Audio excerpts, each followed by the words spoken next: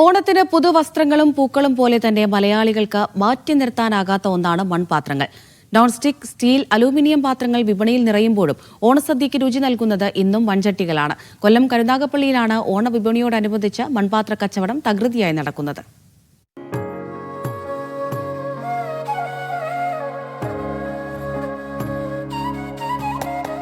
ഓണസദ്യയ്ക്ക് അവിയലും തീയലും പച്ചടിയും കാളനുമെല്ലാം രുചിയോടെ പാചകം ചെയ്യാൻ മൺചട്ടി തന്നെ വേണം.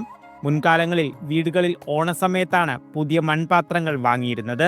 കരുനാഗപ്പള്ളി മാർക്കറ്റിൽ തലമുറകളായി കച്ചവടം നടത്തുന്ന വ്യാപാരികൾക്ക് ഓണം വലിയ സീസണാണ്. തമിഴ്നാട്, ഷൊർണൂർ ഉൾപ്പെടെയുള്ള ഇടങ്ങളിൽ നിന്നാണ് പാത്രങ്ങൾ എത്തുന്നത്. ഗ്യാസിലും മൈക്രോവേവിലും ഉപയോഗിക്കാവുന്ന രീതിയിൽ നിർമ്മിച്ച മൺപാത്രങ്ങളും ഇപ്പോൾ ലഭ്യമാണ്. വ്യവസായമാണ്. പെണ്ണുങ്ങൾ വരുന്ന ജോലി ചെയ്ത് കൊണ്ടുവരുന്ന സാധനമാണ്.